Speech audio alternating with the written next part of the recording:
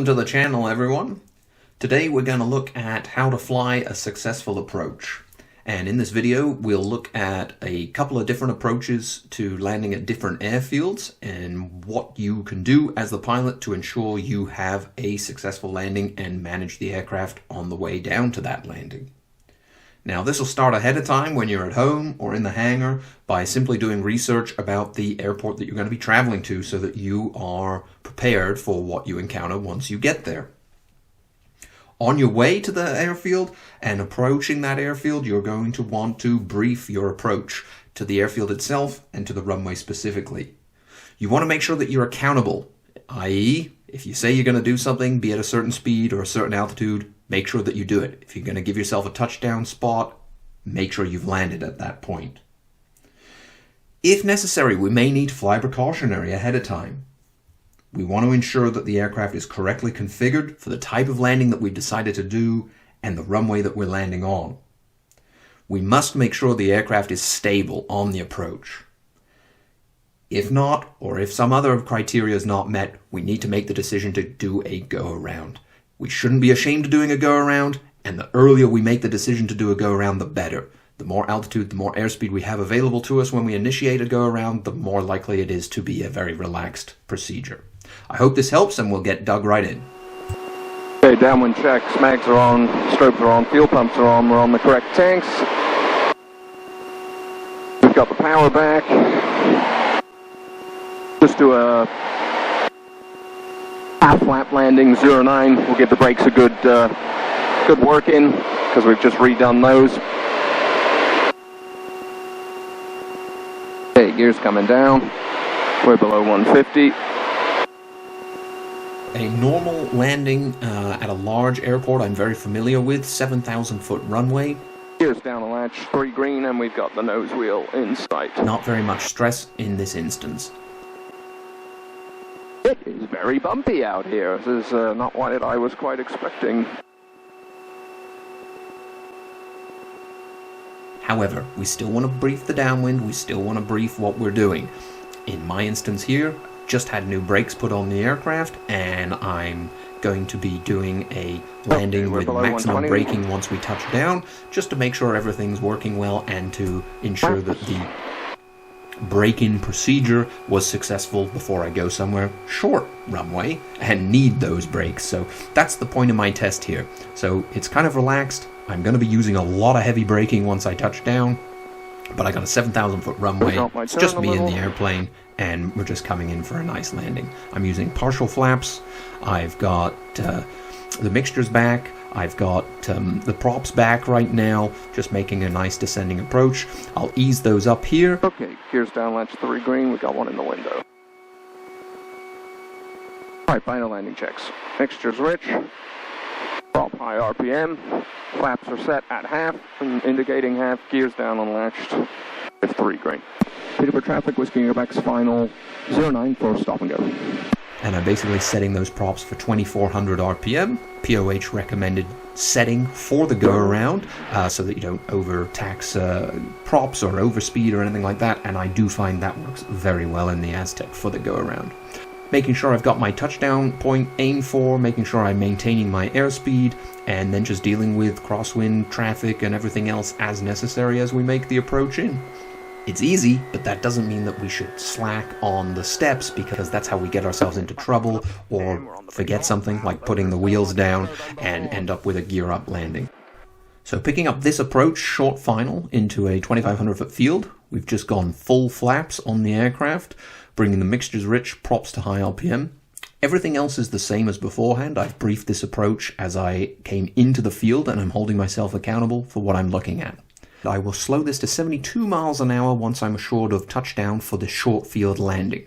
Lots of adjustments happening now to the power controls to ensure that we are meeting our goals and touchdown point. If we're not going to make it, we want to initiate the overshoot. Briefs have to be completed ahead of time. We have to stay accountable for where our touchdown's going to be and what airspeed we're going to be at. We must have the props set for the go-around and the power set for the go-around. If we're at altitude, that may mean not having the mixtures fully rich. So if you are used to flying around at airports near sea level and you find yourself at a high elevation airport, this is something you're going to want to really be careful of not getting wrong so that you don't rob yourself of power that's available. All right, on this approach, we're now in IFR conditions. So a little bit different from the VFR, but a lot of the principles still are the same.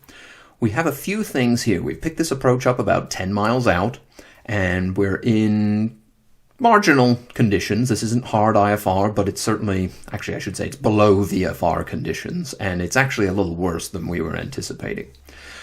I've been completing a very long leg. The brief initially was done back from the airfield at cruise altitude before descent, and we came down from about 11,000 feet on that leg. I'm just bringing up the prop controls right now, as well as the mixtures. You may also notice that I'm very close to about 1,000 foot per minute descent at the moment on the VSI. You can just see that to the side of the tablet in the yoke on the right corner there. So a heavy descent rate right now with the throttles quite a long way back, especially to begin with. Part of the interesting factor here was, again, slightly unplanned weather conditions, and we ended up with a tailwind that we weren't expecting. So that put us in a position where we've had to reduce the power a lot more to make sure we get things back on track. So as I continue down the IFR, I'm trying to keep the aircraft very stable, and I want a nice profile, and I'm aiming for a approach speed and a descent rate. Now, obviously, I'm flying an LPV approach here, so I do have lateral guidance as well as vertical guidance to assist me in that approach. But I have the aircraft configured slightly differently. You will notice I don't have any flaps, and I don't fly IFR approaches in the Aztec with flaps, mainly for a couple of reasons. One, the flap speed is relatively low, have to be below that 125 miles an hour for this model, so I tend to find that that's a bit slow for flying a lot of IFR approaches. Two, without the flaps there, the go-around procedure for a single engine or any single engine activities while in actual IMC are just a lot more simple. There's one less step to deal with, and I find that a nicety as well. With the higher speed, we're well above the 110 best performance for a single engine, and I don't have to worry about overspeeding the flaps, and I don't have to worry about cleaning them up if we have a problem. Obviously, not all runways are suitable for that sort of approach, so you do have to be conscious of where you're going. In this case, into a 7,000 foot runway, which is absolutely no problem for a flapless landing, and I practice them regularly, and it suits the aircraft. So once again, making decisions about what I'm doing ahead of time, briefing that so that everybody's aware of what we're doing and I'm holding myself accountable, looking for a set airspeed, looking for a set descent rate, and looking for a configuration in the aircraft, flying the approach, making the landing that you want. We end up breaking out with probably about 3 miles of visibility, despite the ADIS telling us that we had more than 9. We've got some rain, some reduced visibility. The cloud really wasn't a problem on this one, but you can see why you always want to be well briefed so that you don't have a nasty surprise and end up in trouble before you get to the runway. With the lack of flaps, we can have a fairly low power setting coming in. I've got my props moved up for the go-around if it's necessary.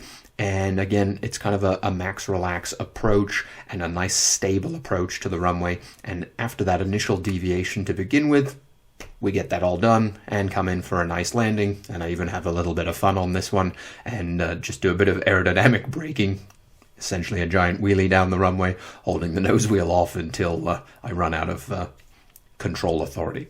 I hope you found that all of these have been helpful, and get out there, get lots of practice done. If you like, give us a like, and don't forget to subscribe. Stay safe. Happy tailwinds, everyone.